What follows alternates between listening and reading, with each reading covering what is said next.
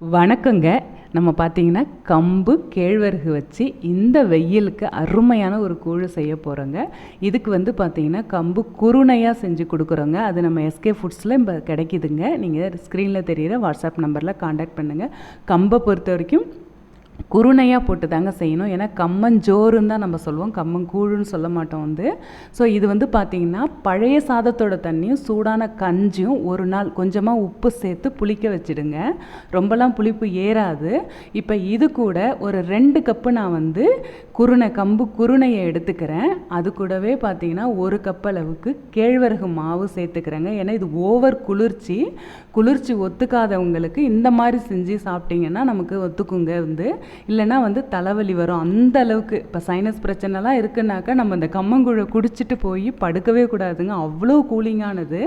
இப்போ ஒரு 4 ஹவர்ஸ் இல்லை ஒரு 8 ஹவர்ஸ் கூட இது நல்லா புளிக்க வச்சுடுங்க. புளித்து சாப்பிட்டா தான் வந்து சிறுதானியத்தோட முழு சத்துமே கிடைக்கும். இப்போ 1:4ங்கிற அளவில் கூட நீங்கள் தண்ணி சேர்த்துக்கலாம். அந்த அளவுக்கு தண்ணி வாங்கும்.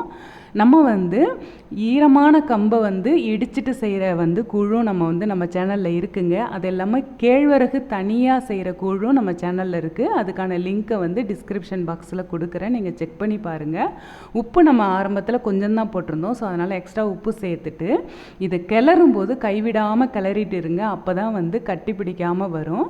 அது நல்லா டைட்டானதுக்கு அப்புறம் ஒரு 10லேருந்து 15 நிமிஷம் எடுத்து கிளறி விடுங்க. நல்லா சிம்மில் வச்சுருங்க. அடுப்பை நல்லா சிம்மில் வச்சுட்டு நீங்கள் தொட்டு பார்த்தீங்கன்னா ஒட்டக்கூடாது. ஆனால் இப்போயும் இது வேகலைங்க.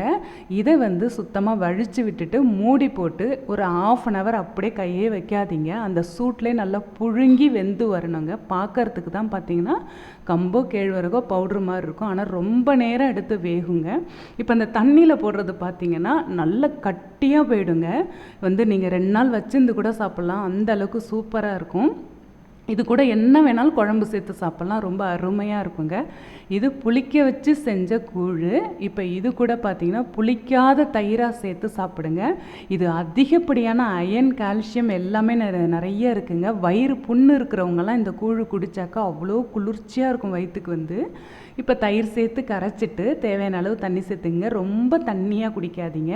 இது கூட சின்ன வெங்காயம், மோர் மிளகா, நம்மக்கிட்ட நிறைய தொக்கு வெரைட்டிஸ்லாம் இருக்குது. அது கூட நீங்கள் வாங்கிக்கலாங்க. அந்தளவுக்கு சூப்பராக இருக்கும் கம்மங்கூழ் வந்து. இந்த வெயிலுக்கு ஏற்ற சூப்பரான கூழுங்க. நீங்களும் செஞ்சு பாருங்கள். தேங்க்யூ.